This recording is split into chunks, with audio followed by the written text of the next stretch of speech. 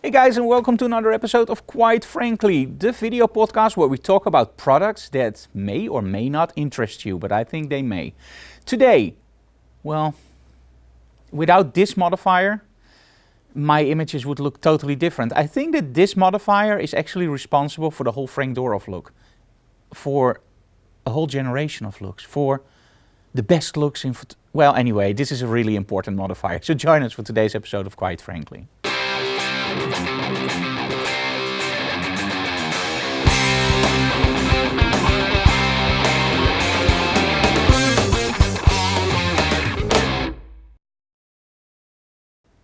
Hey, light shapers are in many forms and shapes. You have octaboxes, you have softboxes, you have triangles, you have... Are there triangles? Well, anyway, any form you can imagine, from ring flash to Fresnels, everything is possible because light is light. But is light really light?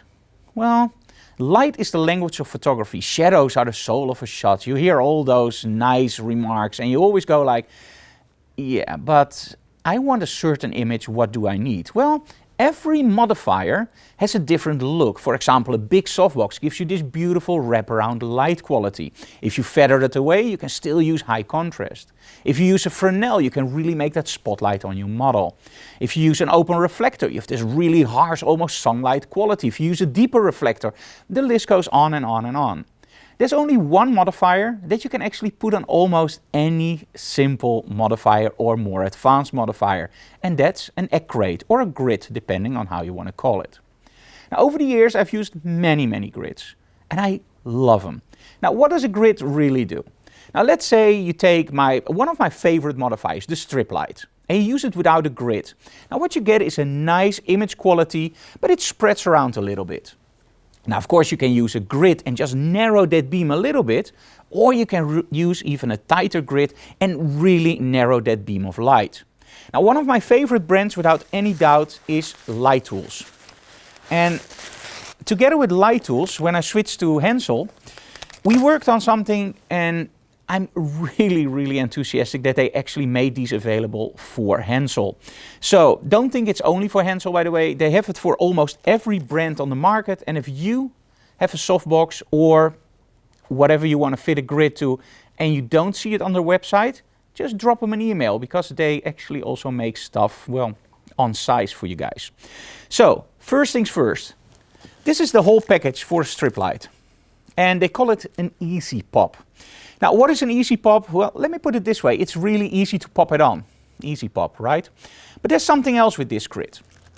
Now, when you use a normal grid, what you see a lot on softboxes is that the space between the grades are actually a little bit bigger. So what it does steer the light, but it doesn't do it like a real narrow beam of light.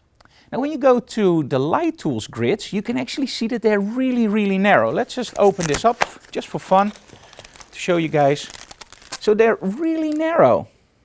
And one of the main advantages of this, I just love that sound. One of the main advantages of that is that you can actually really steer that light. So you still have a relatively large strip light, but by using this grid, you make it really narrow. Another main advantage, of course, is because it's a strip light, the top and bottom also lose a little bit of light, so that means that you have a nice harsh center and the light spreads out over the sides. That's one of the things that I absolutely love about these very narrow grids. But there's something else. If you really look closely to this grid, you can actually see that it's not black. It's actually 33% gray. Now, this is one of the things that actually makes LightTools stand out from every other manufacturer on the market. They are the only ones that I know of that actually create a 33% gray grid. Now you might wonder, is that only because it looks nice? No, of course not. When you use a very narrow grid and you use a black grid, what sometimes can happen is that you get an uneven shadow transfer. And when you really look at the shot, it just looks a little bit, well, less sophisticated than it could be. It could be a little bit softer. It makes the light a little bit harsher and your edge transfer is a little bit harsher. That's actually where you go from the shadows area to the light areas. By using gray grids, you actually smooth that out a little bit. But there's also something else. Now, if you use a grid that's really narrow like this, you can imagine that a lot of the light is actually lost when it travels through that dark grid, for the very simple reason it's very dark, right? So you lose light. Now, if you have very powerful strobes in your studio, that's not really a problem. But if you are working with strobes that aren't that powerful, or you just don't want to lose any light, having a 32% gray grid can actually give you a little bit more light output. And it just smoothens out everything a little bit more. So without any doubt, if you are in the market for new grids, and you are, because, well, let's be honest, we just love to narrow that light, make sure you check out LightTools. And without any doubt, get their Easy Pop 33% gray grids. And they're on the market for any brand. I know from Hensel, Profoto, Broncolor, Bowens, Hensel now.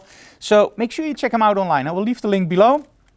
And, well, they are priced a little bit higher than what you buy on, well, let's say the Chinese market. But there's one big advantage that I didn't talk about yet. And I have to open it up again. When you look at this, and let's be honest, this is really, really sturdy. When you use a grid, it's all about steering that light. Now, in the past, I used many different grids. One of the main disadvantages of all those grids is that after a few months, they start to hang. And as soon as a grid starts to hang, you still have that narrowness in your beam of light, but it's just less controllable, and I don't like it. I've used LightTools grids for many years on my strobes, and I never store them like this. I always let them hang like this.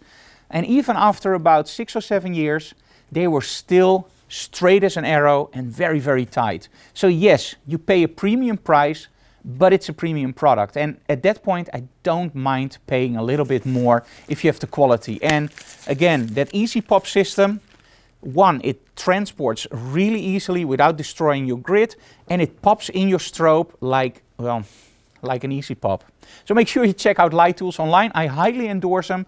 The 32% gray is without any doubt my weapon of choice. If you want those really nice shadows without being too harsh or still have control over your light fall off, 32% gray from LightTools, you're gonna love it. I guarantee it. Check them out.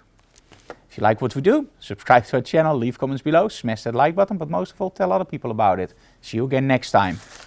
From behind a grid, or not.